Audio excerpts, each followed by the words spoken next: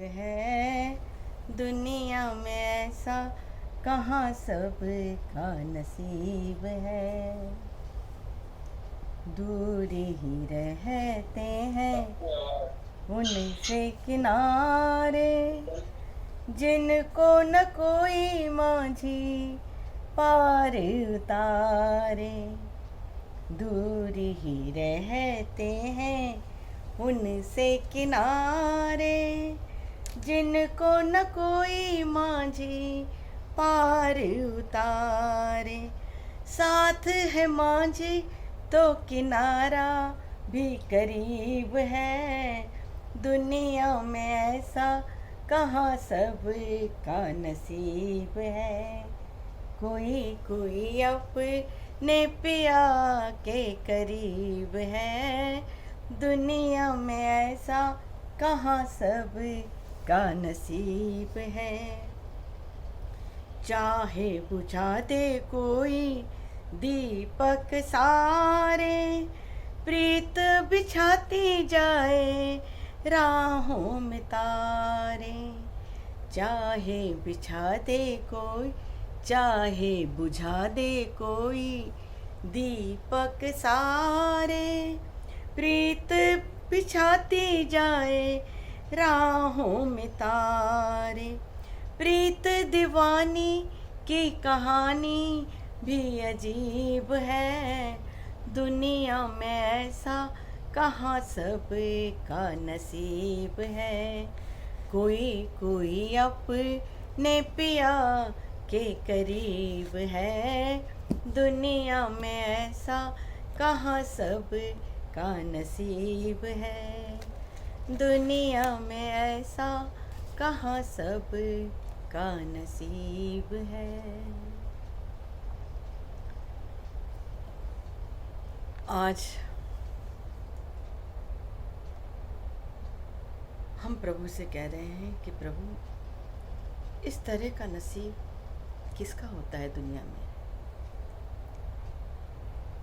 जो संसार में रहकर भी परमात्मा के करीब रहे, जो संसार के ऊहापोह के बीच भी उस परमात्मा का चिंतन मनन कर सके, उस परमात्मा की याद कर सके। और परमात्मा कह रहे हैं, हाँ, संसार को छोड़कर, संसार से दूर आकर, जंगल में, गिरी गुफाओं में, संसार के कष्टों से ऊपर, संसार की पीड़ाओं से घबराकर, तो कई लोग होते हैं जो परमात्मा के मार्ग पर चलने के लिए उत्साहित हो जाते हैं। क्योंकि संसार में रहकर, संसार के बीच में उस प्रभु को याद करना, उस कष्ट के लिए पता लगाना कि कष्ट का निवारण अगर कोई कर सकता है, जब हमें बीमारी हो उस वक्त ही अगर सही समय पर सही वैद्य मिल जाए और सही डिजीज़ का डायग्नोसिस हो जाए और उसका सही रूप में सेवन कर लें, और तब हमें कोई बताए कि इस बीमारी का इलाज क्या है, तो हम बिल्कुल निश्चिंत होकर बतला सकते हैं। हम बिल्कुल निर्भीक और पूरी तरह से विश्वास के साथ कह सकते हैं कि बीमारी यह है और उसका इलाज इस तरह से संभव है, क्योंकि हमने उसको आजमाया हुआ है, देखा हुआ है। लेकिन जो कभी जिसने उस चीज़ का अनुभव नहीं किया, जो उन परिस्थितियों से गुजरा नहीं हो, वो अगर इलाज भी बताएगा, वो अगर कहेगा भी, तो भी उसको लगेगा क्या पता इससे पूरा का पूरा बीमारी ठीक होगी भी या नहीं होगी। इसलिए परमात्मा कहते हैं कि जो संसार के बीच में रहकर, दुनिया में ऐसा कहाँ सबका नसीब है, कोई कोई अपनी पिया के करीब है। इस संसार में रहकर संसार में खो जाना, संसार को अपना मान लेना, संसार को सत्य मान लेना और संसार में ही सब कुछ, संसार को ही पूरा समझ लेना कि संसार ही पूरा का पूरा भोगने के लिए मिला है, संसार में रह के संसार में ही जीना है और संसार में ही मरना है। जिसने सिर्फ इस संसार को ही सत्य मान लिया, वो संसार में रहा तो सही, लेकिन अपने पिया के करीब नहीं रहा, वो उस परमात्मा के करीब नहीं गया, उसने उस सत्य को नहीं पहचाना है। दुनिया में ऐसा कहाँ सबका नसीब है, कोई कोई अपने पिया के करीब है, कोई कोई उस सत्य के करीब है, कोई कोई अपने स्वरूप के करीब है, कोई उस सत्य तक पहुँचने की कोशिश करता है, उसका प्रयास करता है, और कोई उसमें से महाभाग्यशाली उस सत्य तक पहुंच पाता है, उस सत्य को पहचान लेता है। चाहे बुझा दे कोई दीपक सारे, प्रीत बिछाती जाए राहों में तारे।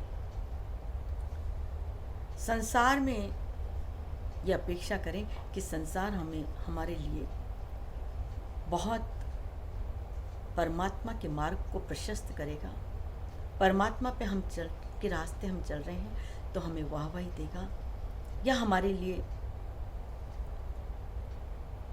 एक इस तरह की परिस्थिति पैदा कर देगा जो हमें बहुत शीघ्रता से ऊपर उठा दे, तो ये संभव नहीं है। संसार में तो जब भी हम उस सत्य के रास्ते, उस परमात्मा के रास्ते चलेंगे, तो शुरू से ही उपहास, शुरू से ही खींचातानी, शुरू से ही हमें इस तरह का वातावरण मिल सकता है कि लोग कहेंगे ये परमात्मा का नाम जपना, ये परमात्मा के रास्ते जाना, ये राम राम करना, ये कृष्ण कृष्ण करना, ये कोई गृहस्थियों का काम है, ये कोई संसारियों का काम है। नहीं, ये तो उन लोगों का काम है जिन्हें और कोई काम नहीं है, जिन्हें कोई संसार का काम नहीं है, वो परमात्मा के काम के लिए बने हैं, वो परमात्मा का नाम जपने के लिए बने हैं।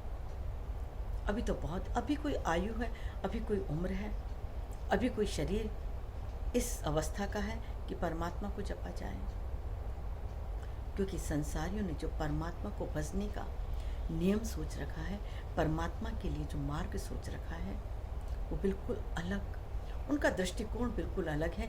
जब शरीर में कोई ताकत नहीं रहे, जब शरीर सब तरह से किसी काम का न रहे, जब तुम शरीर में तुम्हारा किसी काम का न रहे, न तुम दुनिया के काम के लायक रहो, जब शरीर भी तुम्हारा साथ छोड़ने लग जाए, जब परिवार के लोग भी तुम्हारा साथ छोड़ने लग जाएं,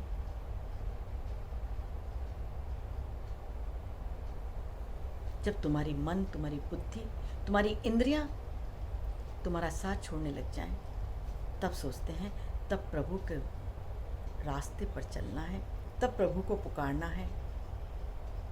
वो नहीं समझते कि जिसने जिंदगी भर जो रास्ता देखा ही नहीं हो, जिसने जिंदगी भर उस मार्ग पर कदम ही न रखा हो, वो अंत में उस मार्ग पर जा भी कैसे सकता है, उसको पता भी कैसे लग सकता है कि इस मार्ग में किस जगह मुझे ठहरना है, कहाँ रुकना है, कैसे चलना है, किस जगह मुझे गाड़ी से चलना है, किस जगह मुझे पैदल यात्रा करनी है, कहाँ खतरा है।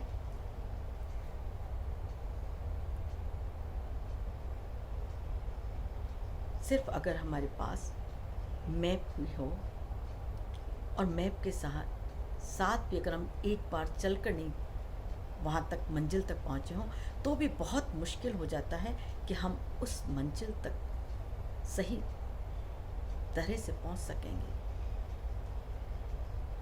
क्योंकि किसी भी क्षण हम उस मैप से गलत रास्ता भी चुन सकते हैं, किसी भी क्षण हमारा कनेक्शन भी टूट सकता है। लेकिन जो चलकर जिसने उस रास्ते को देख लिया है, जो उस रास्ते पर चला है, वो निश्चित तौर पर अपनी मंजिल तक पहुंच जाएगा। पर जिसने कभी भी अपने पूरे जीवन में जो उस मार्ग पर चला ही नहीं हो, जिसने उस रास्ते को पहचाना ही नहीं हो, वो समझ ले कि मैं अंत समय में जब मुझे आवश्यकता होगी उस वक्त मैं वहाँ पहुँच जाऊँगा। ये तो ठीक ऐसा ही हुआ कि जब हमें प्यास लगेगी उस वक्त हम कुआं खोद लेंगे, क्योंकि हमें पता है कि पानी इस जगह, इस ज़मीन की इस टुकड़े में, इस हिस्से में पानी अंदर है। तो जब हमें प्यास लगेगी हम कुआं खोद लेंगे। ये संभव नहीं हो सकता, यह संभव है। ठीक इसी तरह से जब हमारी इंद्रियों में, हमारे मन बुद्धि में, हमारे शरीर में ऊर्जा नहीं है, शक्ति नहीं है, उस परमात्मा की तरफ चलने का लगन नहीं है, तब हम सोचें कि अब राम नाम कह पाएंगे, अब राम नाम जपने से काम चल जाएगा, तो ये बिल्कुल भी असंभव बात है। ये बिल्कुल संभव ही नहीं है जिसने जिंदगी भर उस रास्ते पर न तो प्रकाश किया हो, न उस रास्ते को साफ किया हो, न उस रास्ते को जाना हो। लेकिन जैसे ही हम परमात्मा के रास्ते पर चलने लगते हैं तो कठिनाइयाँ शुरू में आ सकती हैं। शुरू में हमें लगेगा कि अरे, हमने तो बहुत सोचा था कि परमात्मा को प्राप्त करना इतना सरल है, इतना आसान है। परमात्मा का मार्ग हमें बहुत आसानी तक उस परमात्मा का अनुभव हो जाएगा। ये शुरू में जब हमारी लगन, हमारा विश्वास, हमारे अंदर उतनी तीव्रता, उतनी तत्परता नहीं होती, तब हमें ये सब कठिनाइयाँ लग सकती हैं। तब हमें जो संसारी लोगों से जो अपेक्षा रहती है, वो अपेक्षा अगर हमें नहीं मिलेगी तो हमें अकेलापन, हमें इस तरह का लग सकता है कि हम इस मार्ग पर पहुंच पाएंगे भी या नहीं पहुंच पाएंगे। चाहे बुझा दे कोई दीपक सारे, प्रीत बिछाती जाए राहों में तारे, लेकिन अगर थोड़ी सी भी विश्वास है, थोड़ा सा भी परमात्मा के प्रति लगन है हमारी, अगर हमें कुछ भी सच्चाई से, सत्यता से अगर हमें परमात्मा की तरफ एक भी, उससे एक भी अगर उसकी डोर हमने थाम रखी है, कुछ भी अगर हम उसका सहारा लेके बढ़ रहे हैं, तो स्वयं परमात्मा की प्रीत, स्वयं परमात्मा का नाम, उसकी ऊर्जा, उसकी शक्ति हमें थामे रखती है। वो राह में दीपक जलाए चलती है, वो राह में तारे बिछा देती है, वो राह को इतना आसान, इतना सुगम बना देती है कि फिर भक्त स्वतः ही उधर दौड़ने लगता है। लेकिन शुरू में अगर हमारे मन में, हमारा मन उस परमात्मा में नहीं लग रहा है, हमें जितना तेजी से चलना है उतने तेजी से नहीं चल पा रहे हैं, अगर बाहरी परिस्थितियाँ उतनी अनुकूल नहीं बन रही हैं, तो कभी भी अपना रास्ता बदल न लेना, कभी भी अपना रास्ता छोड़ न देना, कभी भी अपना उत्साह कम मत होने देना। अगर हम चलते रहे तो वो समय दूर नहीं कि फिर स्वयं परमात्मा की पूरी प्रकृति सहायक हो जाती है। पूरा जिस बल से हमने प्रभु की तरफ चलना शुरू किया था, वो बल हजारों गुना ज़्यादा बढ़ जाता है अगर हम उस प्रभु के रास्ते पर चलते रहते हैं। उस प्रभु के रास्ते को कठिन समझ के, दूर, दुर्लभ, दुर्गम समझ के छोड़ न देते हैं। एक बार ये कायरों का काम नहीं है, ये बहुत बलवानों का रास्ता है, ये बहुत दृढ़ निश्चय वालों का काम है परमात्मा के रास्ते चलना। इसलिए कभी भी हम अपना निश्चय, अपनी दृढ़ता, अपना विश्वास, इस पर हमारी दृष्टि सदैव रहनी चाहिए कि जितनी दृढ़ता, जितनी निश्चितता, जितने बल से हमने प्रभु के नाम को जपना शुरू किया था, जितने उत्साह उमंग से हमने प्रभु के नाम को जपना प्रारंभ किया था उसमें बढ़ोतरी हो रही है, उसमें कहीं स्थिरता तो ना आ गई है, वो कहीं घटने तो नहीं लग गया है।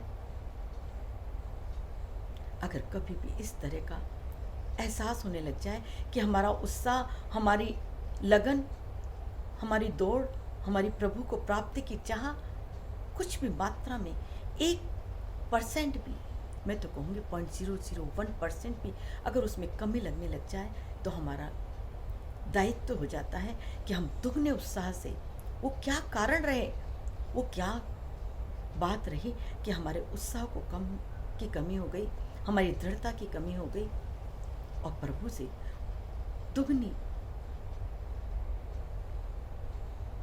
तिगनी प्रभु से उतनी तेजी से प्रार्थना करने लग जाए, उतनी ही ज़्यादा तेजी से प्रभु को पुकारने लग जाए कि हे प्रभु, तो हमारी सुख सुविधाएं कम कर देना, तो हमारे शारीरिक, हमारी मानसिक, हमारी भौतिक संपन्नताओं को कम कर देना प्रभु, लेकिन तेरे नाम में रुचि, तेरे नाम का उत्साह, तेरे नाम की लगन कम न हो जाए।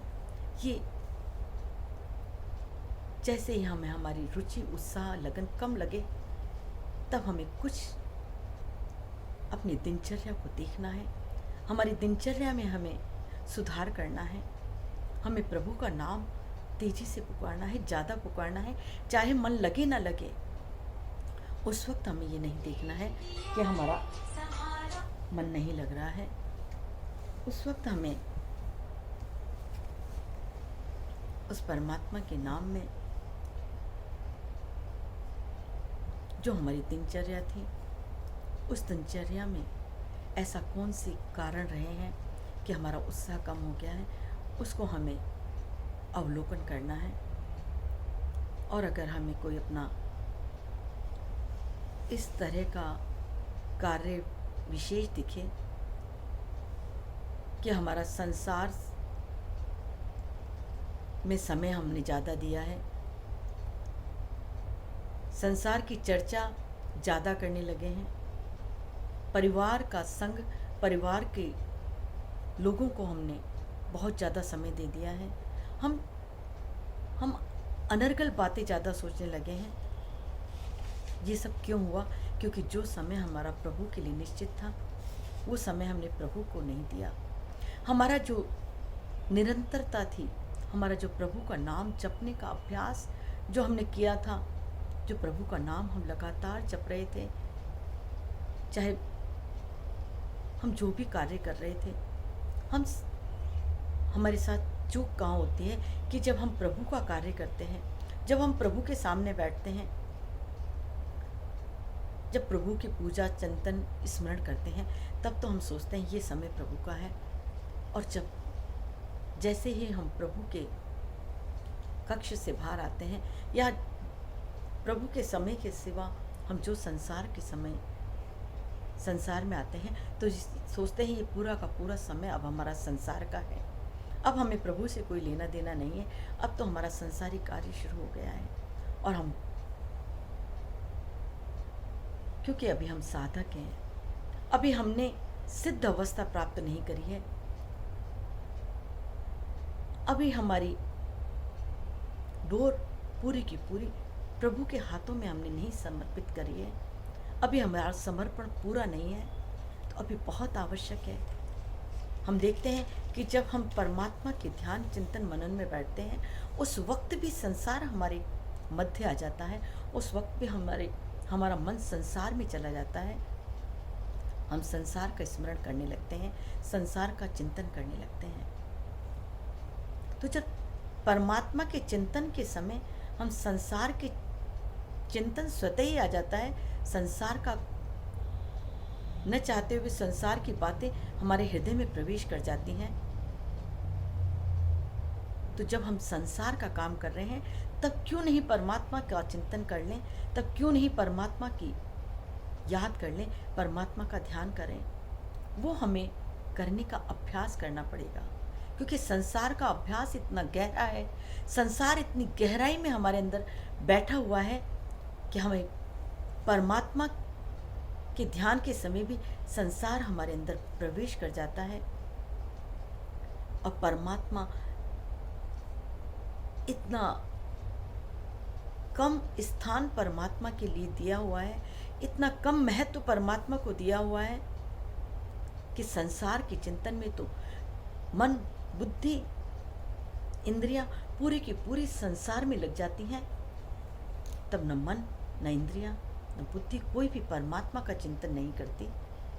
संसार के समय एक क्षण के लिए भी परमात्मा याद नहीं आता, लेकिन परमात्मा के समय संसार याद आता है, संसार का चिंतन चलता है।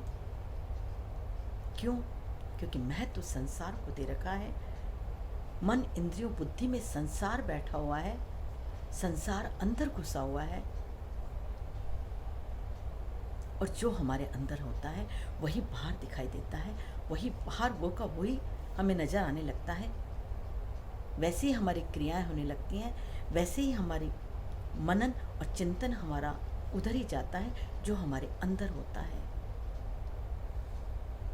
बाहर की परिस्थितियां, बाहर का संसार इतना प्रभावशाली नहीं होता, हमारे ऊपर इतना प्रभाव नहीं डालता जितना कि जो हमारे अंदर भरा हुआ है वो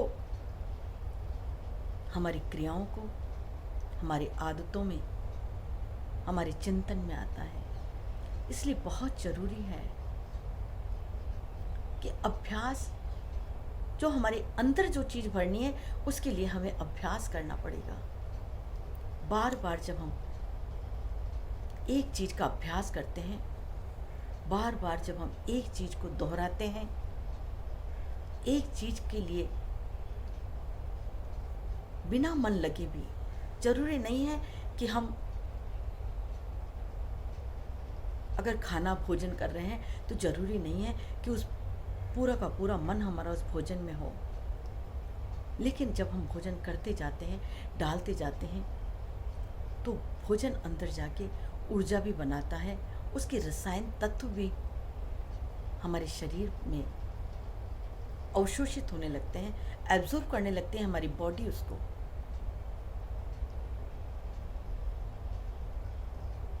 ये जो हम भोजन हमारे मुख से डालते हैं, जब मुंह से भोजन डाला जाता है तो वो खाने की नली के द्वारा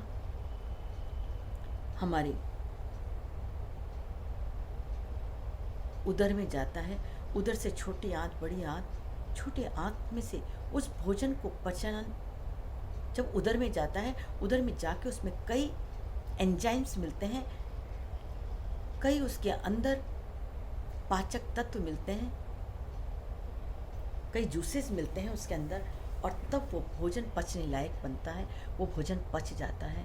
और वो भोजन पच के जब छोटी आंत में पहुंचता है, ड्यूडेनम में पहुंचता है, ड्यूडेनम से स्मॉल इंटेस्टाइन में पहुंचता है, तब वहाँ पर इस तरह की झिल्लियाँ होती हैं।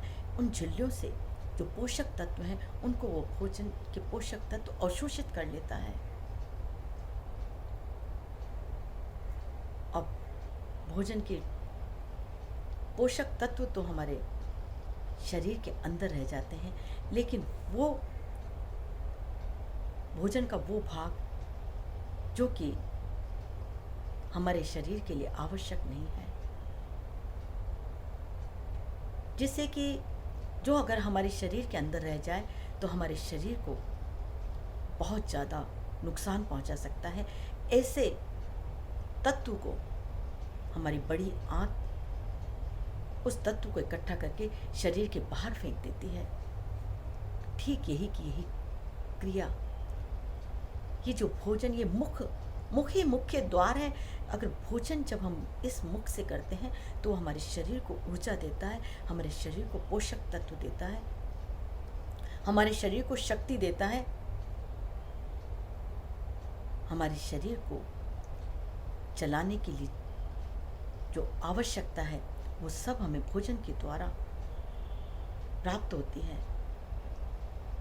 ठीक इसी तरह से ये राम नाम, ये कृष्ण नाम, ये परमात्मा का नाम जब हम मुख से लेते हैं, चाहे हमारा मन लग रहा हो, न लग रहा हो, चाहे हम बाहरी क्रियाएं कुछ भी कर रहे हों, हम खाना खा रहे हों, हम खाना बना रहे हों, हम घर की सफाई कर रहे हों, हम बच्चों को देख रहे हों, लेकिन जैसे जैसे हम इस मुख से राम नाम का उच्चारण करेंगे, कृष्ण नाम का, परमात्मा के किसी भी नाम का उच्चारण करेंगे तो उस नाम की शक्ति धीरे धीरे हमारे मुख से अंदर की तरफ जाने लगती है। वो नाम सिर्फ मुंह में ही नहीं रहता, जीभ पर ही नहीं रहता। जिस तरह से किया हुआ भोजन, इस मुख में इतनी शक्ति नहीं है कि वो हमारा पूरा किया हुआ भोजन मुख में इकट्ठा रह जाए। वो भोजन सलाइवा के साथ मिलकर इसोफेगस में जाएगा ही सही, स्टोमक में जाएगा ही सही, क्योंकि भोजन का जब मुख में डाला जाए तो उसकी जो क्रियाएं हैं, उसका जो गंतव्य स्थान है, वो अपने स्थान की ओर अवश्य जाएगा। ठीक इसी तरह से परमात्मा का नाम जब हम बार बार जपेंगे, परमात्मा के नाम को लेंगे या संसार को लेंगे, तो ये संसार का नाम जपें, संसार की चर्चा करें, संसार की बातें करें, ये हमारे ऊपर निर्भर है। ये हम इसके लिए परमात्मा ने हमें पूर्णतः स्वतंत्र कर रखा है। हर मनुष्य, हर प्राणी मात्र को परमात्मा ने स्वतंत्रता दे रखी है कि वो जो चाहे कर सकता है। इस मुख से, इस जिह्वा से वो परमात्मा का नाम भी जप सकता है और इस जिह्वा से वो संसार की चर्चा भी कर सकता है। इस जिह्वा से वो निंदा भी कर सकता है। इस जिह्वा से वो संसार की व्यर्थ की बातें भी कर सकता है, किसी को गाली भी दे सकता है, परमात्मा के नाम की स्तुति भी कर सकता है। जिह्वा पूर्णतः स्वतंत्र है। लेकिन बड़भागी हैं वो, भाग्यशाली हैं वो जो पिया के करीब हैं, जो इस जिह्वा से परमात्मा का नाम जप लेते हैं, परमात्मा का नाम को बार बार दोहराते रहते हैं। जब ये परमात्मा का नाम और चाहे संसार, दोनों ही दोहराओगे, दोनों का ही प्रभाव अंदर जाएगा ही जाएगा। संसार का चर्चा, संसार की बातें अंदर जाएंगी, अंदर जाके वो तरह तरह के विष पैदा करेंगी, तरह तरह के दुख निर्मित करेंगी, तेरा मेरा का व्यवहार निर्मित करेंगी। वो अंदर जाके, ये परिवर्तनशील बातें अंदर जाके हमारे मन मस्तिष्क में परिवर्तन करती रहेंगी। ये हमें बहिर्मुखी बना देंगी, ये हमारे मन और बुद्धि को बाहर खींच कर ले जाएंगी। और ये मन, बुद्धि, चित्त, ये हमारे अहम को बाहर लेकर आ जाएंगी और दिखाएंगी कि संसार में सुख है, बाहर भटको, ये हमको भटका देंगी। कभी यहाँ, कभी वहाँ, कभी इधर दिखाएंगी, कभी उधर ले जाएंगी। और दिन भर जब हम भटकते रहते हैं तो क्या होता है, अंत में थक कर बेहोश हो जाते हैं, अंत में थक कर चले जाते हैं गहरी निद्रा में। और निद्रा में भी क्या, जो दिन भर इधर से उधर भटकता रहता है, वो तो गहरी निद्रा में भी नहीं जा पाता। वो उसकी भटकान उसके मन में, उसके सूक्ष्म मन में प्रवेश कर जाती है और उसका सूक्ष्म मन निद्रा में भी चलित रहता है और वो तरह तरह के स्वप्न बनकर, स्वप्न की निद्रा में, स्वप्न के संसार में उसको ले जाता है। और यही अभ्यास जब परमात्मा के नाम का करने लगते हैं, परमात्मा का नाम जपने लगते हैं, तो यही नाम धीरे धीरे अंदर जाके हृदय में प्रवेश कर जाता है और हृदय से ये नाभि में प्रवेश करता है। और नाभि में प्रवेश करने के बाद इसमें जो ऊर्जा, जो इससे जो रस पैदा होता है, वो रस आनंद का रस पैदा होता है, शांति का रस पैदा होता है, सुख का रस पैदा होता है। वो ऐसा रस जो अंतर्मुखी कर देता है, जो संसार के सारे प्रपंचों को खत्म कर देता है, संसार का भटकान को खत्म कर देता है और मनुष्य को उसके लक्ष्य तक पहुंचा देता है। जीवा दोनों काम कर सकती है, मनुष्य को अपने लक्ष्य से भटकाकर संसार में भटका सकती है और संसार में ही सिर्फ एक जन्म में नहीं, जन्म जन्म तक भटका सकती है, क्योंकि वो दिखाएगी मृग मरीचिका की तरह। जिस तरह से मृग को लगता है कि पानी थोड़ा सा आगे है, वो प्यासा मृग जब रेगिस्तान में भटक जाता है, प्यास के मारे जब उसके प्राण सूखने लगते हैं, तो उसको सूर्य का प्रकाश उस रेतीली भूमि पर पड़ते ही इस तरह से चमकता है कि उसे लगता है कि थोड़ा सा आगे दौड़ूं तो मुझे अवश्य जल मिल जाएगा और मेरी प्यास बुझ जाएगी। और वो दौड़ता दौड़ता उस रेत के बंजर में, उस बंजर भूमि में, उस रेतीली भूमि में दौड़ के आगे जाता है। और वहाँ आगे जाता है तो उसे दिखता है कि अरे यहाँ तो रेत ही रेत है, यहाँ तो पानी का नामो निशान नहीं है। और जैसे ही आंखें ऊंची करता है वो देखता है पानी यहाँ नहीं, थोड़ा सा आगे है पानी। और वो दौड़ के फिर वहाँ जाता है, लेकिन वहाँ भी उसे पानी नहीं मिलता। और इस तरह से वो भटक भटक कर, दौड़ दौड़ कर उसके जीवन का अंत हो जाता है, लेकिन उसकी प्यास नहीं बुझ पाती, उसको तृप्ति का अनुभव नहीं हो पाता और वो प्यासा ही प्राण त्याग देता है। ठीक इसी तरह से जब हम संसार में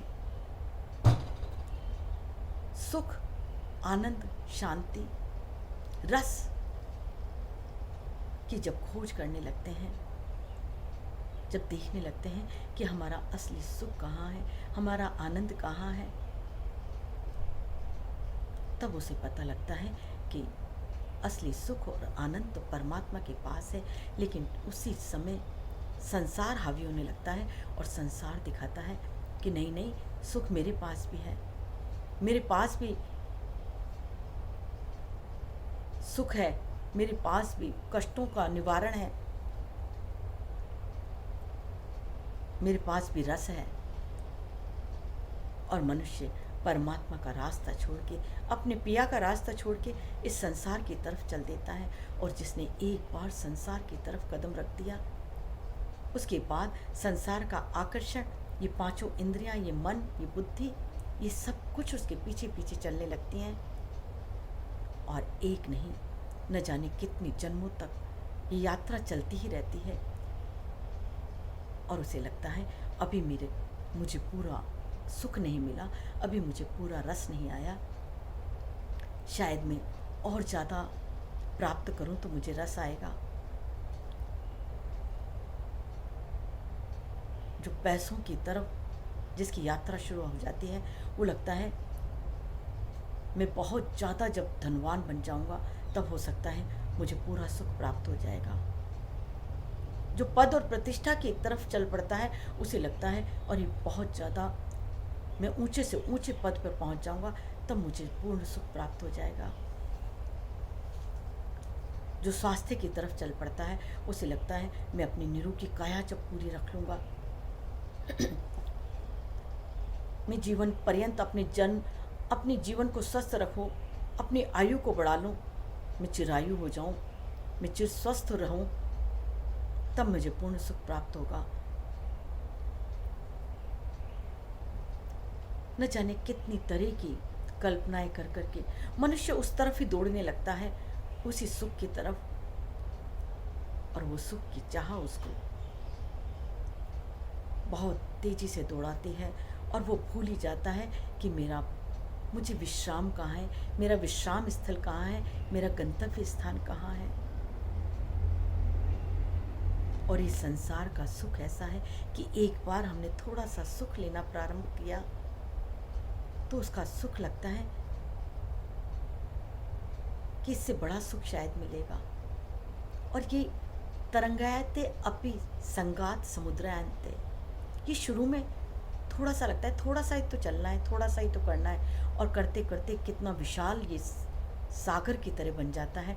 और उसमें मनुष्य इतनी बुरी तरह फंस जाता है उस दलदल में, फिर उसका निकल पाना भी उसे बहुत असंभव लगता है, बहुत मुश्किल लगता है कि अब मैं वापस चल के उस परमात्मा के रास्ते कैसे चल सकता हूँ। क्योंकि उसकी यात्रा इतनी दूरी तक वो संसार में प्रवेश कर जाता है कि उसके परमात्मा की तरफ चलना बहुत दुर्गम लगने लगता है, बहुत दुर्लभ लगने लगता है। जबकि था बहुत सरल रास्ता और है बहुत सरल रास्ता।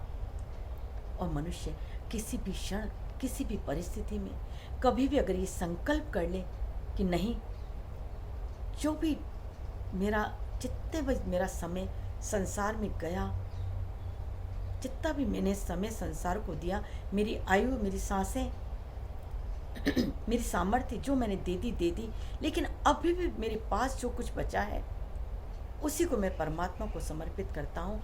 तो भी देरी नहीं हुई है, तो भी वो परमात्मा के रास्ते चल सकता है, तो भी वो परमात्मा की मार्ग में बहुत सुगमता से चल सकता है।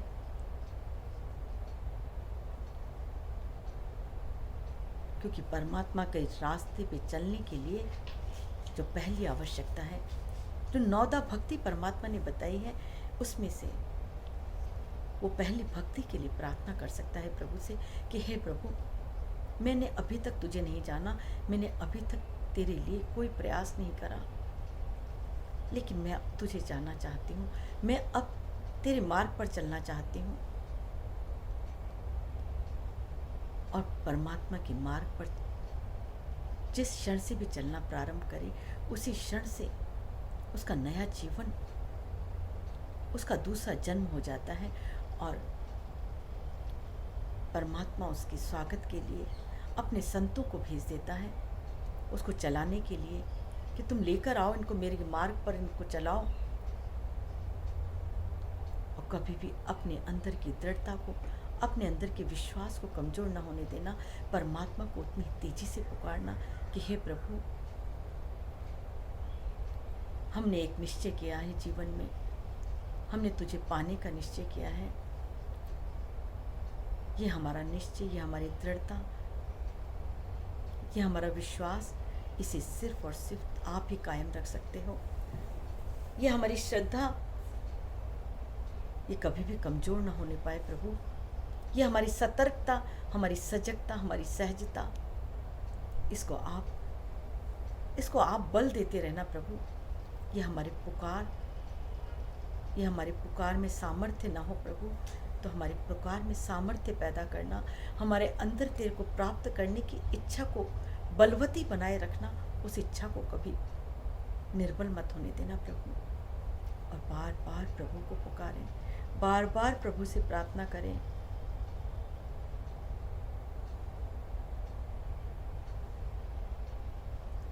जब बार बार करते हैं, बारंबार करते हैं, तो परमात्मा अवश्य सुनता है। ये संसार हमें न जाने कब किस तरीके से अपनी तरफ खींच लेता है, इसलिए बहुत सावधान होने की ज़रूरत है, बहुत सतर्क होने की ज़रूरत है। जब भी संसार में कुछ समय के लिए भी चले जाएं, तो वापस अपने आप को परमात्मा की तरफ खींचें, वापस कहें कि हे प्रभु, मुझे तू मत भुला देना, मुझे तू छोड़ मत देना प्रभु, मुझे अनाथ मत कर देना। हे नाथ, तुम तो सर्व समर्थ हो, तुम मेरा हाथ थामे रखना प्रभु। मैं नादान बालक कभी तुमसे अपना हाथ छुड़ाने की कोशिश भी करूं, तो तुम 2 थप्पड़ मार के मुझे अपनी तरफ पकड़े रखना प्रभु, मुझे थप्पड़ मार देना, पर मेरा हाथ मत छोड़ देना कभी।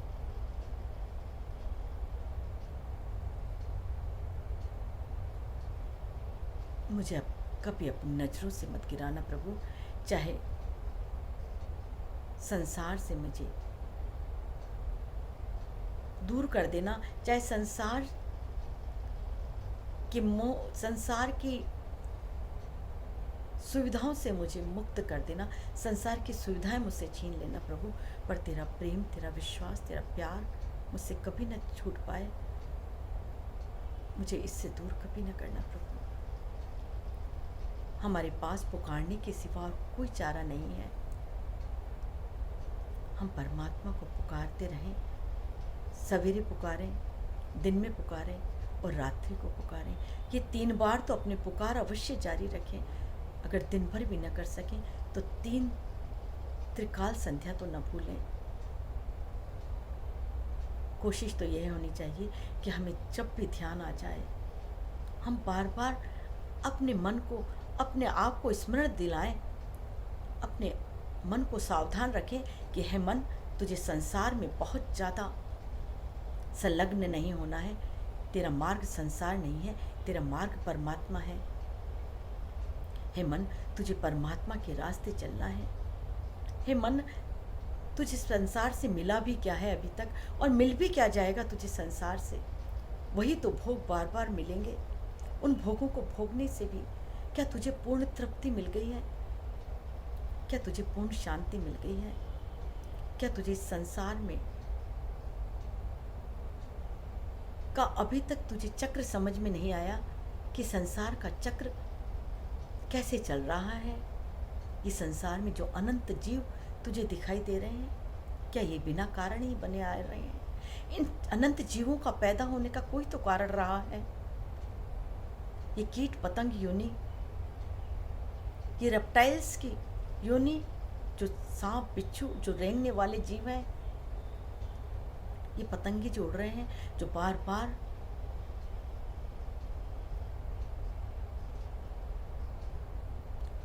लाइट के पास जाकर अपने जीवन को समाप्त कर देते हैं, ये थे पशु। ये सब कुछ जो संसार दिखाई दे रहा है, ये कौन है जो इन सब को चला रहा है? ये क्यों? कोई तो मनुष्य है, और मनुष्य में भी कोई कितने साधन संपन्न परिवार में जन्म लेता है, कोई परमात्मा के भक्तों के यहाँ जन्म लेता है, कोई भोगियों के यहाँ जन्म लेता है, और कोई कितने दरिद्रता में जन्म लेता है कि जीवन भर अपनी दो रोटी की व्यवस्था भी नहीं कर पाता। ये सब संसार की विचित्रता देखकर, हे मन, तूने कभी इसके कारण को नहीं जानना चाहा? तू क्या इस कारण को नहीं जानता? तब मन कहता है, हाँ, कोई तो कारण रहा है, कोई तो है जो इस सृष्टि का नियामक है, जो सृष्टि में की चक्र को चलाता है। कोई तो है जो इसमें निश्चित करता है कि कौन सा जीव किस योनि में जाएगा, किसको कहाँ जाना है, किसको क्या कष्ट भोगना है। तो क्या मन, तू कभी इस संसार के खेल को पूरा जानने की कोशिश नहीं करना चाहता? और मन कहने लगा, हाँ, मैं पूरा जानने की कोशिश करना चाहता हूँ। मैं भी चाहता हूँ कि मैं देख सकूँ ये कौन है इस सृष्टि का नियामक, ये क्या कारण है कि कोई कहाँ जन्म लेता है, कोई कहाँ। क्या कारण है कि कोई कुत्ता बिल्ली भैंस गधा बन के घूम रहा है, कोई पक्षी बन के घूम रहा है, तो कोई कीट पतंग बन के घूम रहा है, कोई इतना विष देने वाला विषधर नाग बन के घूम रहा है, तो कोई संत है, कोई सिर्फ संसार की आपाधापी में लगे हुए हैं, और कोई इनसे दूर परमात्मा को पुकार रहे हैं। मैं भी इन सब कारणों को जानना चाहता हूँ, लेकिन मैं जानूं कैसे? मुझे इस सृष्टि के चक्र को समझने की इच्छा तो होती है। वो मन कह रहा है, मैं इसको जानना तो चाहता हूँ, इस सृष्टि को जानना चाहता हूँ, सृष्टि के नियामक को जानना चाहता हूँ, लेकिन जानूं कैसे? मुझे ये समझ में नहीं आ रहा है।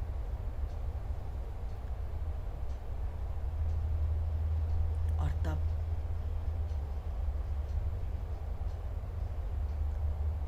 कुछ मन की इन बातों से संतुष्ट हुई बुद्धि ने करवट ली, और बुद्धि बोली, अगर मन तो इस संसार की भटकान से परेशान हो चुका है, अगर तो इस संसार के आपाधापी से ऊब चुका है, अगर तुझे इस संसार में अब रस आना बंद हो गया है, अगर तू इस संसार को ही सार समझना तूने बंद कर दिया है, संसार तुझे अगर सच्चा नहीं लग रहा, संसार से कोई ऊपर भी कुछ है। इस संसार का रहस्य अगर जानने का तूने सोच लिया है, तब बुद्धि प्रसन्न हुई और प्रसन्न होकर बोली, तो फिर चल मेरे साथ। एक नहीं अनेक उपाय हैं इस सृष्टि के नियामक को जानने के लिए, उस सृष्टि के नियामक की तरफ चलने के लिए बहुत मार्ग हैं, पर कोई सा भी एक छोटा सा भी मार्ग अगर अपना लिया तो छोटा सा मार्ग भी कब तुझे हाईवे से मिला देगा, कब तुझे बड़े मार्ग से मिला देगा और कब तुझे उस पूर्णता में मिला देगा। हे मन, पर तेरा निश्चय, तू एक बार दृढ़ निश्चय करके अगर चलने को तैयार हो गया है तो मार्ग तो मैं तुझे बतला सकती हूँ। और स्वयं परमात्मा ने भी जब इस सृष्टि को बनाया, सृष्टि को ब्रह्मा जी ने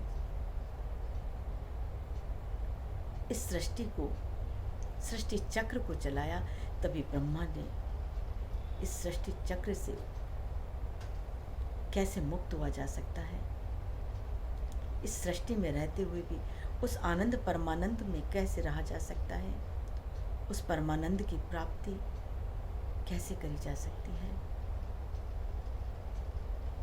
उस स्वयं परमात्मा ने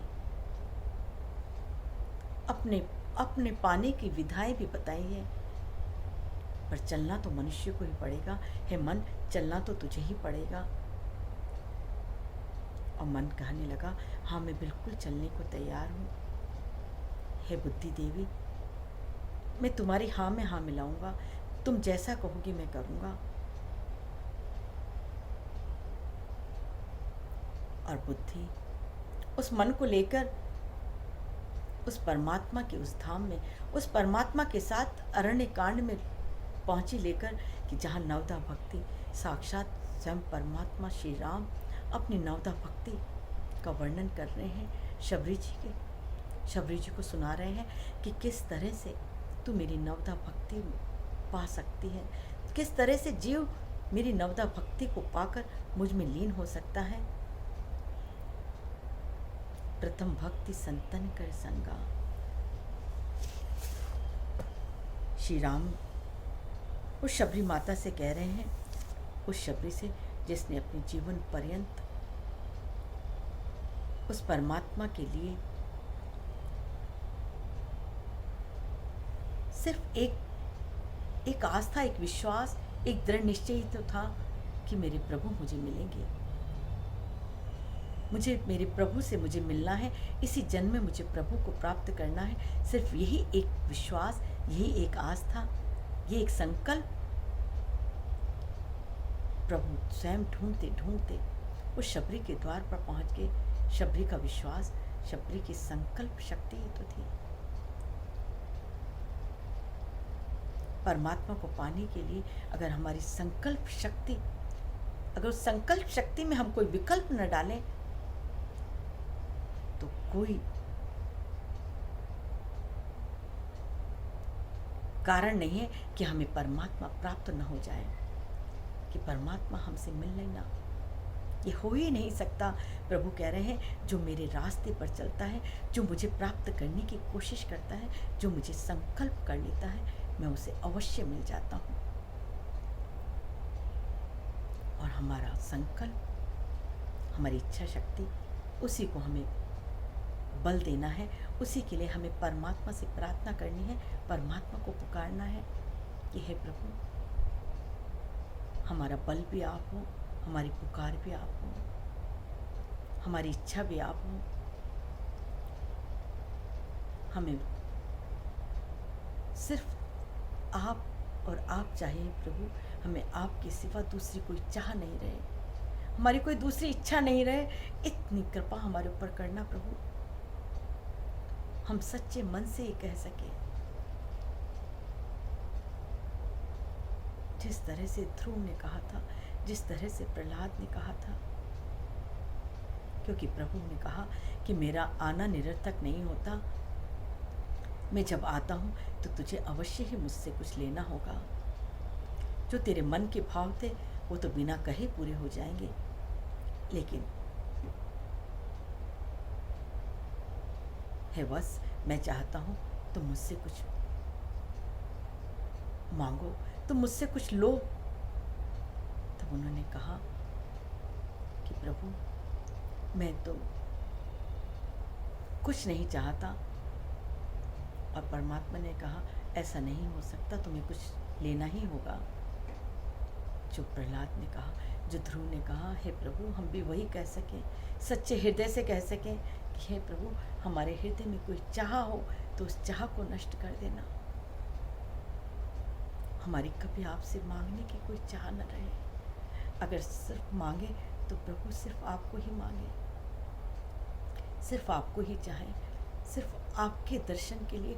हमारा ये मनुष्य जन्म का जो उद्देश्य है, मनुष्य जन्म जिस कारण से आपने दिया है, जो आपकी चाह है प्रभु, हमने तो यही जाना है कि प्रभु की यही चाह है। जब प्रभु सृष्टि को बनाता है तो आनंद देने के लिए बनाता है, आनंद लेने के लिए बनाता है। और परमात्मा आनंद घन है, आनंद का सागर है, तो अपने में मिलाने के लिए ही प्रभु ने सृष्टि की रचना करी है। तो प्रभु हमें अपने में मिला दो, हमें अपने साथ एक कर लो। आपके सिवा हमारी और कोई चाह न रहे, कोई कामना न रहे, कोई इच्छा न रहे प्रभु। ये संसार तो अपनी चाल चलता ही रहेगा। ये संसार तो आपने पैदा किया है, आपने इस संसार को चलाने का जिम्मा लिया है। प्रभु हम तो सिर्फ आपकी चाहे में अपनी चाह मिला दें। इस शरीर का जो धर्म है वो शरीर निभाता रहे, मन का धर्म मन निभाता रहे, और हमारा जो जीवात्मा का जो धर्म है परमात्मा से मिलना, वो धर्म हम पूरा कर लें प्रभु। हम अपने परमात्मा स्वरूप को पहचान लें, हम आपको पहचान लें और आप में सदा सदा के लिए खो जाएं। फिर ये सृष्टि चक्र चलता रहे, ये सृष्टि चले आपकी मर्जी से, युग बदलें आपकी मर्जी से, पर हमारे अंदर तो सिर्फ आप ही रहे प्रभु। आपके सिवा हमारे अंदर कोई चाह न रहे। और श्री राम नवदा भक्ति शबरी माता को कह रहे हैं, नवदा भक्ति कहूँ तो ही पाही, सावधान सुन धरु मन माही। परमात्मा भी कह रहे हैं, क्योंकि परमात्मा संसार में इतनी सावधान रहने की ज़रूरत नहीं है। संसार में अगर कुछ गलत और सही भी हो गया तो कोई ज़्यादा फर्क पड़ने वाला नहीं है, लेकिन परमात्मा के सत्संग में, परमात्मा के ध्यान में, परमात्मा के मनन में हमें बहुत सावधान होने की ज़रूरत है। क्योंकि अगर यहाँ से सावधानी हटी तो फिर दुर्घटना घट जाएगी, फिर अवश्य ही संसार की तरफ रुख हो जाएगा। इसलिए जब भी परमात्मा का ध्यान करें, परमात्मा का सत्संग करें, परमात्मा के लिए बैठें, तो बहुत सतर्क और सावधान होकर बैठने की ज़रूरत है। यहाँ स्वयं परमात्मा राम कह रहे हैं, नवदा भक्ति कहूँ तो ही पाही, सावधान सुनु धरु मन माही। प्रथम भक्ति संतन कर संगा, दूसरी रति मम कथा प्रसंगा। गुरुपद पंकज सेवा तीसरी भक्ति अमान, चौथी भक्ति मम गुणगन करे कपट तजी गान। मंत्र जाप मम दृढ़ विश्वासा, पंचम भजन सु वेद प्रकाशा। राम सिया राम, सिया राम जय जय राम, राम सिया राम, सिया राम जय जय राम। परमात्मा ने अपनी पंचम भक्ति का श्री राम वर्णन कर रहे हैं, पर पंचम भक्ति उससे पहले 4 भक्ति परमात्मा ने कही है, और पूरी 9 भक्ति में ये पंचम सोपान पर है मंत्र जाप। इसके बाद भी 4 भक्ति हैं, तो बीच में 5वीं भक्ति परमात्मा ने अपनी भक्ति का सर्व जो सर्वोपरि रस है, जैसे बहुत कोई मुख्य बात होती है या कोई बहुत मुख्य हमारे पास वस्तु हो, व्यक्ति हो, कोई बहुत मुख्य, बहुत इम्पोर्टेंट अवस्था हो, तो वो हमेशा मध्य में रखी जाती है। कोई बहुत इम्पोर्टेंट, जैसे प्राइम मिनिस्टर, प्रेसिडेंट भी चलते हैं तो उनका काफिला आपने देखा होगा, आगे 4 गाड़ी होती है, पीछे 4 गाड़ी होती है, बीच में वो रहते हैं क्योंकि मुख्य है। अगर हमारे पास कोई बहुत काम की बहुत मुख्य आभूषण होता है तो उस आभूषण को हम ऐसे ही बाहर नहीं रख देते, उसको अलमारी के अंदर, लॉकर के अंदर कोई डिब्बा, उसमें संभाल के रखते हैं, क्योंकि उसके तो ठीक इसी जैसे हमारी अवस्था भी, जो सबसे इम्पोर्टेंट अवस्था होती है, यौवन अवस्था, वो परमात्मा ने हमारी बीच के वर्ष में बहुत ज़्यादा, जब हमारी सबसे ज़्यादा ताकतवर, सबसे ज़्यादा शक्तिशाली होते हैं, तब परमात्मा ने उस अवस्था को बीच में, मध्य में रखा होता है। ठीक इसी तरह से ये जो भक्ति का सबसे प्रमुख सोपान है, जो सबसे ज़्यादा जरूरी है, जिसे हम नित्य कर सकते हैं, सदा कर सकते हैं, सर्वदा कर सकते हैं, सब समय में कर सकते हैं, सब परिस्थिति में कर सकते हैं, ऐसा जो भक्ति का सोपान, वो परमात्मा ने 5वें मध्य में रखा है।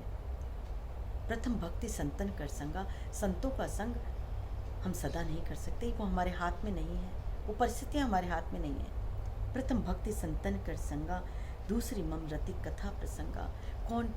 कोई हमें परमात्मा की कथा सुनाए, परमात्मा की लीलाएं सुनाए, ये हमारे बस में नहीं है। गुरु पद पंकज सेवा, गुरु की सेवा करना, संतों की सेवा करना, ये सदा सर्वदा हमें सुलभ नहीं है, हमें हमेशा नहीं मिल सकती। चौथी भक्ति मम गुणगुण करें कपट तजी गान, कि परमात्मा के गुणगान गाते रहें कपट को तज के। ये भी इतना सरल नहीं है और हमेशा हम इसको करते रहें, लेकिन मंत्र जाप मम दृढ़ विश्वासा, पंचम भक्ति वेद प्रकाशा। सारे वेदों में प्रकाशित है, सारे ग्रंथों में, सारे शास्त्रों में जिसकी महिमा गाई हुई है। परमात्मा कहते हैं वो मंत्र जाप मम दृढ़ विश्वासा, मंत्र जाप करना है लेकिन दृढ़ विश्वास के साथ। परमात्मा ने हर एक भक्ति के साथ एक न एक शर्त लगा दी है। प्रथम भक्ति संतन कर संगा, संतों का संग कर, लेकिन संत कौन? जिनकी सारी संसार का, जिनके जीवन से अंत हो गया हो, जिन्होंने उस परमात्मा को सुलभ कर लिया हो, जिन्होंने परमात्मा को प्राप्त कर लिया हो, जो परमात्मा में रचे बसे रहे हो, वो संत। ऐसा नहीं कि संसार की इच्छा है, भोगों की कामना है और अपने आप को संत कहलाने लगे, वो संत नहीं। दूसरी रति मम कथा प्रसंगा, परमात्मा की कथा और प्रसंग तो सुनिए, लेकिन उसमें रति हो, उसमें प्रेम हो, उसको सुनने की इच्छा हो, उसको सुनकर परमात्मा से एक होने के भाव उत्पन्न हो जाए, उस परमात्मा में रति उत्पन्न हो जाए, अनुराग हो जाए। तीसरी भक्ति गुरुपद पंकज सेवा, तीसरी भक्ति अमान, गुरु की संतों की सेवा तो करें लेकिन अमान होने के साथ। मान नहीं कि मेरा मान वैभव, मेरी बड़ाई होगी, मेरा यश होगा, इस भाव से नहीं, अमान होके, अकिंचन होकर उनसे उनका प्रेम पाने के लिए, उस परमात्मा के मार्ग पर चलने के लिए गुरुपद पंकज सेवा करी जाए। इसमें परमात्मा ने शर्त लगा दी है कि तीसरी भक्ति तो मेरी प्राप्त होगी, लेकिन अमान रहकर जो संतों की सेवा करें। चौथी भक्ति मम गुणगण करें, लेकिन इसमें साथ ही एक शर्त लगा दिए, कपट तजी गान, मेरे गुणों को तो गाए लेकिन कपट रहित होकर, अपने मन में दूसरा भाव न रखकर, अपने मन में कपट न रखकर, बिल्कुल निश्चल पवित्र सरल होकर मेरी भक्ति का गुणगान करे। ये नहीं कि परमात्मा की भक्ति दिखावे के लिए, दिखावापन करने के लिए, या परमात्मा की भक्ति से संसार चाहने के लिए, संसार की कामना करने के लिए, संसार को पाने के लिए परमात्मा की भक्ति करना ये कपट है, या दूसरे को सामने अपने आप को सरल दिखाना, लेकिन अंदर दंभ भरा हुआ है, अंदर ईर्ष्या, अंदर संसार की लालसा भरी हुई है, ये सब कपट है। तो चौथी भक्ति मम गुणगन करें, कपट तजी गान, कपट को छोड़ के, कपट का त्याग करके जो मेरा गान करता है, उसको मेरी चौथी भक्ति प्राप्त हो जाती है। और परमात्मा ने अपनी सर्व सुलभ भक्ति, सर्वोपरि भक्ति, भक्ति का सार, वो पांचवी भक्ति परमात्मा ने कही है, मंत्र जाप मम दृढ़ विश्वासा। लेकिन इसमें भी परमात्मा ने एक शर्त साथ में श्री राम जी ने कहा है, मंत्र जाप तो करे, मेरा नाम तो जपता रहे, लेकिन मंत्र जाप मम दृढ़ विश्वासा, जिसको मेरे ऊपर पूर्ण विश्वास है, विश्वास मुझ पे रखे, मुझ पर विश्वास रखकर, ये नहीं नाम तो परमात्मा का जप रहे हैं, लेकिन विश्वास संसार से है, विश्वास संसार के लोगों पर है। परमात्मा एक आस, एक भरोसा, एक दृढ़ विश्वास, जिसका आस भी मैं हूं, जिसका भरोसा भी मैं हूं, जिसका विश्वास भी, परमात्मा पे भरोसा रख के, परमात्मा के से विश्वास रख के जिसने मंत्र को जपा है, जो परमात्मा के नाम का जप किया है, लेकिन ये विश्वास रख के कि हमें इस मंत्र के में सर्व सामर्थ्य है, मंत्र में परमात्मा के नाम से बड़ा और कुछ नहीं है। जिसको परमात्मा का नाम मिल गया, जिसने परमात्मा के नाम रूपी धन को अपनी जिह्वा पर दोहरा लिया, अपनी जिह्वा को जिसने उस नाम से पवित्र कर लिया, उसके लिए कुछ भी दुर्लभ नहीं है। वो सर्व सामर्थ्य संपन्न नाम, जिस नाम की शक्ति पर विश्वास, परमात्मा के नाम पर अटूट विश्वास रख के नाम जपना है, कि हम सब कुछ इस नाम के बल पर मिल सकता है। परमात्मा ने अपनी सारी शक्ति, स्वयं परमात्मा ने अपने आप को नाम में प्रतिष्ठित कर दिया है। कलयुग केवल नाम आधारा, सुमर सुमर नर उतरी पारा। कलयुग में परमात्मा के नाम के सिवा और क्या है? परमात्मा कहाँ मिलेगा, कैसे मिलेगा? इतना सुलभ तरीका परमात्मा ने बतला दिया है कि मंत्र जाप मम दृढ़ विश्वासा, दृढ़ विश्वास के साथ मेरे पर दृढ़ विश्वास रखी, जो मेरा नाम जपता है। पंचम भजन सुवेद, यही भजन है सारे वेदों में, सारे शास्त्रों में। डंके की चोट पे परमात्मा ने कहा है कि मैं उससे सुलभ हो जाता हूँ, यही भजन सर्वोपरि है। वेदों पुराणों ने यही गाया है कि मुझ पे विश्वास रख के मेरा नाम जप करा जाए, मुझे प्राप्त करने का इससे सरल साधन और कुछ नहीं है। और सबसे मुख्य सार है, मुख्य साधन है ये, तभी तो बीच में परमात्मा ने इसको रखा है। अगर हम चार सीढ़ियां पार कर लेंगे, तो पांचवी सीढ़ी में जब परमात्मा का नाम हमारे मुख से स्वतः ही निकलने लगेगा और हमारा विश्वास दृढ़ होने लगेगा, पर दृढ़ विश्वास हमें हो जाए कि इस नाम के बल पर हमें परमात्मा मिल सकता है, उसके लिए भी हमें नाम जपना ही पड़ेगा। क्योंकि नाम में वो सब कुछ है जो हमें परमात्मा से मिला सकता है। नाम में वो अद्भुत शक्ति है कि हमारे पापों को नष्ट कर देता है। नाम का सबसे पहला प्रभाव, जैसे ही हम नाम जपना प्रारंभ कर देते हैं, परमात्मा के नाम के को गाना प्रारंभ कर देते हैं, परमात्मा का नाम जपना शुरू करते हैं, सबसे पहला प्रभाव ये होता है कि हमारे पाप नष्ट होने लगते हैं। वो जाने अनजाने, वो हमारे न जाने कितने जन्मों के पाप वो नष्ट, वो उन पापों में इतनी ताकत नहीं है, इतनी शक्ति नहीं है कि परमात्मा के नाम के बल के आगे वो ठहर सकें। दूसरा, नाम हमारे कष्ट दूर होने लगते हैं। वो शारीरिक, वो मानसिक, वो आध्यात्मिक कष्ट, वो त्रिताप, ताप के साथ साथ संताप भी,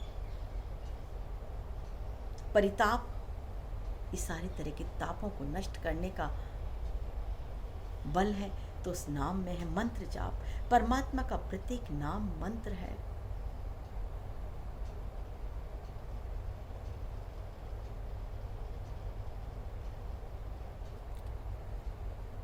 और परमात्मा के नाम जपने से मन में प्रसन्नता आने लगती है। मन प्रसन्न हो जाता है, मन आनंदित होने लगता है। जब भी संसार का कोई विघ्न, संसार की कोई परेशानी, संसार की कोई चर्चा हमारे सामने आ जाए, तब हमारे पास एक अमोघ शस्त्र है, एक अमोघ बाण है हमारे पास, वो है परमात्मा का नाम। अगर हम दूसरों के सामने तेज नाम न जप पाए तो हमारा मन से तो हमें कोई नहीं रोक सकता। हम अंदर तो मन ही मन परमात्मा का नाम उस वक्त जप सकते हैं। बड़े से बड़े कष्ट को भी अगर खत्म कर सकता है तो परमात्मा के नाम। संसार के कष्टों में इतनी ताकत नहीं है, संसार के पापों में इतनी ताकत नहीं है कि परमात्मा के नाम के सामने टिक सके। इसलिए हमें सदा सर्वदा परमात्मा के नाम को जपने का अभ्यास होना चाहिए। तभी हमें ये नाम हमें बल देगा और तभी उस नाम का हमें स्मरण आएगा। जब हम लगातार इस नाम को जपते रहेंगे तभी कष्ट के समय भी हमारे से स्वतः ही नाम निकलेगा। वरना जैसे ही कष्ट आने लगेगा, परेशानी आएंगी, संसार की दिक्कत आएगी, तब अगर उसने परमात्मा का नाम नहीं जपा हुआ है तो वो संसार की तरफ भागेगा। वो संसार से में उपाय ढूंढने की कोशिश करेगा। वो परमात्मा से की तरफ नहीं जा सकता क्योंकि उसने परमात्मा की तरफ जाने का उसका अभ्यास नहीं है। इसलिए जब हम पूर्ण स्वस्थ हैं, पूर्ण निरोगी हैं, पूर्ण हम शक्ति ऊर्जा संपन्न है, वही वक्त है परमात्मा को पुकारने का। जब सब तरफ से हमारे पास अनुकूलता है, कोई प्रतिकूलता नहीं है, ये इससे ज़्यादा सही समय और क्या होगा परमात्मा को पुकारने का। क्योंकि अभी हमारे पास संसार की कोई विघ्न बाधाएं नहीं है। अभी हम बहुत सहज में, बहुत प्रेम से परमात्मा का नाम जप सकते हैं। अगर अनुकूलता में जिसने नाम जपने का अभ्यास कर लिया, उसके पास पहली बात तो प्रतिकूलता आएगी नहीं, और आएगी भी तो प्रतिकूलता उसको वो कष्ट न दे पाएगी जो कष्ट एक साधारण मनुष्य को मिलता है। क्योंकि प्रतिकूलता में भी उसके पास एक बल रहेगा, उसके पास एक शक्ति रहेगी, उसके पास सामर्थ्य रहेगा। अगर कभी हम अंधेरे में जा रहे हैं, बहुत रात का घना अंधेरा है और हम अकेले जा रहे हैं तो हमें बहुत डर लगेगा। लेकिन अगर हमारे पास लालटेन है, टॉर्च है और साथ ही एक बलवान पुरुष बॉडीगार्ड हमारे साथ चल रहा हो, तो फिर हमें डर नहीं लगता उस अंधेरे से। हमें पता है कि अंधेरे में जो परेशानी आ सकती है उसके लिए जो आवश्यक सामग्री वो हमारे पास है। और सबसे बड़ी बात, इतना बलवान बॉडीगार्ड हमारे साथ चल रहा है कि रास्ते में अगर किसी तरह के चोर उचक्का कोई मिले तो वो उसको दूर कर सकता है, मार के भगा सकता है। एक संसारी मनुष्य भी अपने पास अंधेरे में जाने पर अगर अस्त्र शस्त्र के सहित चलता है तो डरता नहीं है। तो हम भक्त लोग जो परमात्मा को सर्वोपरि अपने जीवन में जिन्होंने परमात्मा को सर्वोपरि माना है, जिन्होंने परमात्मा के बल को स्वीकार किया है,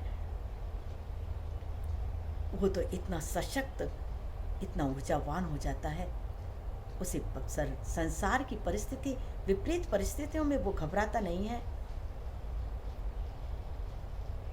वो उतना ही प्रसन्न होकर उतनी ही क्षमता से आगे बढ़ता रहता है, क्योंकि उसे पता है कि मेरे साथ कौन चल रहा है। इस सृष्टि का मालिक, इस सृष्टि का नियामक, जिनकी भ्रकुटी से संसार का प्रलय हो जाता है, जिसके भ्रकुटी संकल्प मात्र से पूरी सृष्टि की सृष्टियाँ उत्पन्न हो जाती हैं, उस नियामक के हाथ में मेरी डोर है। फिर भक्त कभी घबराता नहीं है, भक्त कभी डरता नहीं है, लेकिन वही नहीं डर सकता जिसने परमात्मा के साथ अपना संबंध जोड़ा हो, जिसने परमात्मा पे दृढ़ विश्वास करके मंत्र जाप किया हो, जिसने परमात्मा को अपना सब कुछ स्वीकार कर लिया हो, वही नहीं डरता। जैसे मीरा ने विष का प्याला पीते हुए कितनी निश्चिंता से वो परमात्मा में खो गई थी। किसका बल था? उस परमात्मा का बल था।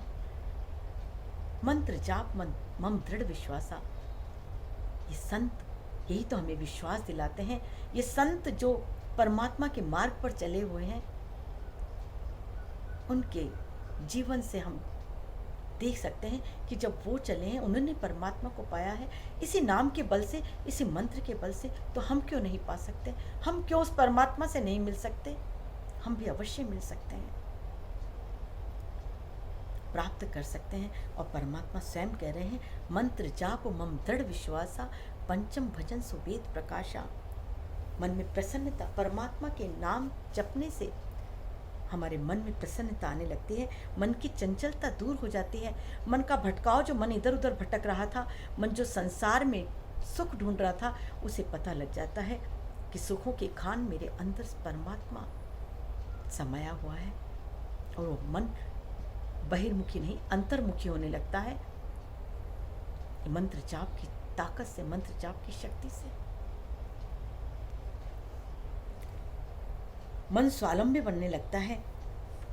मन को पता लग जाता है कि मेरा अवलंबन, मेरी प्रसन्नता, मेरा चैन, मेरा सुख, मेरा आनंद कहाँ है, ये मन जान जाता है उस मंत्र जाप से। क्योंकि मंत्र में वो शक्ति है जो मन को तार देता है। मन तर, जिससे मन तर जाता है, या जिसमें मन तर हो जाता है। एक तो तर का मतलब है, तर का अर्थ है जो तर के पार चला जाए, तैर जाए। एक तर का है जो भीग जाए, पूरा का पूरा तर बतर हो जाए। तो मंत्र में वो ताकत है कि इस मन को तर बतर कर देती है, इस मन को पूरा का पूरा परमात्मा में विलीन कर देती है। और एक मंत्र में वो शक्ति है, परमात्मा के नाम में वो शक्ति है कि मन को तैरा के इस भवसागर से पार कर देती है, उस परमात्मा के किनारे ले जाती है।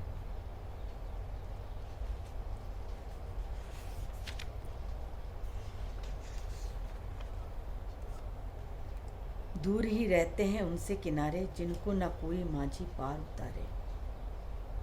किनारे उनसे ही दूर रहते हैं जिनको माझी नहीं मिलता। जिसके साथ माझी हो और माझी के हाथ में पतवार हो, फिर किस बात का डर? और माझी भी ऐसा जो सर्व समर्थ हो, जो कैसी भी परिस्थिति हो, कितनी भी तेज आंधी तूफान हो, पर अगर समर्थ माझी के हाथ में पतवार होती है तो वो उस नाव को पार लगा ही देता है। दूर तो किनारों से वही रह जाते हैं जिनके साथ माझी ना हो, जिनके साथ सारथी ना हो, जिन्होंने अपने मन की लगाम सारथी के हाथ में, परमात्मा के हाथ में दे रखी हो। जिसके साथ मंत्र रूपी सारथी हो, वो संसार में कभी नहीं डूब सकता। संसार के भव सागर से वो अवश्य ही पार हो जाता है। दूर ही रहते हैं उनसे किनारे, जिनको न कोई मांझी पार उतारे। साथ है मांझी तो किनारा भी करीब है, दुनिया में ऐसा कहाँ सबका नसीब है। कोई कोई अपने पिया के करीब है, दुनिया में ऐसा कहाँ सबका नसीब है। बस पार करने में कोई परेशानी नहीं है, मन को तरने में कोई परेशानी नहीं है, मन को तैरने में कोई परेशानी नहीं है, मन को पार लगाने में कोई परेशानी नहीं है। परेशानी है तो सिर्फ उस मंत्र को पाने में और उसमें दृढ़ विश्वास होने में। और ये दोनों चीज़ें जीवन में आ सकती हैं अगर जीवन में संतों का संग हो, जीवन में सज्जनों का संग हो, जीवन में परमात्मा का नाम हो, उसके गुणगान सुनने का जीवन में नियम हो, तो परमात्मा को बहुत सरलता से परमात्मा के रास्ते हम पहुंच सकते हैं। हमें बस ये विश्वास होना चाहिए कि परमात्मा के नाम से मुझे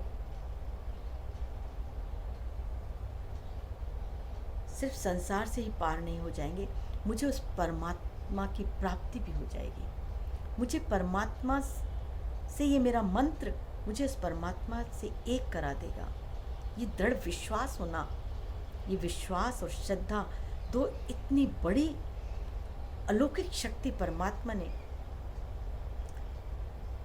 मनुष्य जन्म में दी है। मनुष्य जीवन में दो बहुत बड़ी शक्तियाँ जिसके जीवन में प्रवेश कर गई, उसे फिर दुनिया की कोई परिस्थिति उसे परमात्मा से एक होने में नहीं रोक सकती। इसलिए कभी भी ये न कहें कि देखा जाएगा, परमात्मा प्राप्त होंगे, परमात्मा की इच्छा होगी तो मिल लेंगे। अब देखो, हम चल तो रहे हैं, देखते हैं आगे क्या होता है। देखो ठीक है, मिल जाएंगे तो ठीक, नहीं तो जीवन तो कट ही रहा है। जीवन में तो अभी सब सुख शांति है, अभी तो जीवन में आनंद आ रहा है। बस इतने से ही संतोष न कर लेना। अगर हमने इसी में संतोष कर लिया, अगर इसी में हमने पूर्णता मान ली, तो फिर परमात्मा से मिलन मुश्किल हो जाएगा। परमात्मा की यात्रा, परमात्मा का गंतव्य स्थान तक पहुंचना मुश्किल हो जाएगा, क्योंकि यही पूर्णता मान ली है, क्योंकि इसमें ही संतोष मान लिया है। परमात्मा में संतोष, परमात्मा की प्रीति का, परमात्मा की भक्ति का एक बहुत बड़ा लक्षण है प्रतिक्षण वर्धमानम। ये परमात्मा की प्रीति, परमात्मा की भक्ति ऐसी चीज है कि इसमें प्रतिक्षण मिलने के बाद भी और मिलन की आस रहती है, और मिलन की चाह रहती है, क्योंकि ये असीम है, ये अनंत है। अनंत में खोया जा सकता है, अनंत को कभी पकड़ा नहीं जा सकता, अनंत को कभी बांधा नहीं जा सकता। और अनंत में जितना ज़्यादा डूबते हैं, तो उतना ही और अनंत और अनंत और ज़्यादा बढ़ता चला जाता है, और ज़्यादा फैलता चला जाता है। यही अनंत की निशानी है, जो कभी ख़त्म ना हो, जिसका कभी ना अंत ना हो, वही अनंत है। तो ऐसे परमात्मा को हम पा सकते हैं। मंत्र जाप मम दृढ़ विश्वासा, पंचम भक्ति, पंचम भजन सुवेद प्रकाशा। ये पंचम भजन परमात्मा का सारे वेदों ने, सारे शास्त्रों ने गाया है, और हम भी उस परमात्मा को दृढ़ विश्वास से पालेंगे, ठीक उसी तरह से जिस तरह से वो एक साधारण सी ग्वालन नदी पार करके दूध बेचने जाया करती थी, और जब एक दिन वो अपने दूध बेच रही थी कि उसने देखा गांव में एक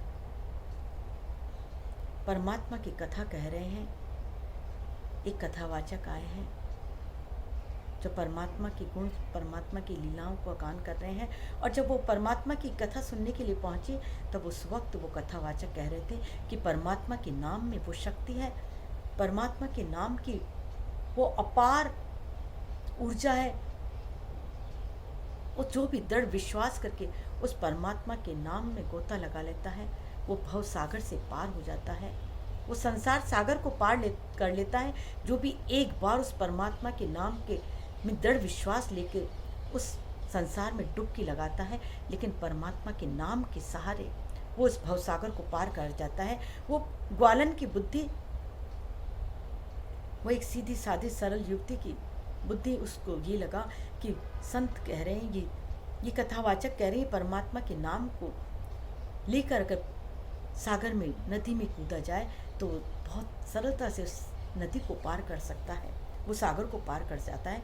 तो उसने कहा वो तो सागर को पार कर लेता है, तो मैं तो एक नदी पार करके आती हूँ, मैं क्यों नहीं परमात्मा के नाम से इस नदी में को पार कर सकती हूँ। और उसने पूरे विश्वास करके जब वो कथा सुन के आई, तो उसने अपना दूध बेचकर जब लौटी, तो परमात्मा के नाम का जय सिया राम करके उसने नदी में छलांग लगा दी, और नदी उसके लिए रास्ता बनती चली गई। और वो इस तरह से उस नदी में चलती गई जैसे कोई पैदल चलता है, इस तरह से चल के वो पार हो गई और दूसरी तरफ अपने गांव के में पहुंच गई।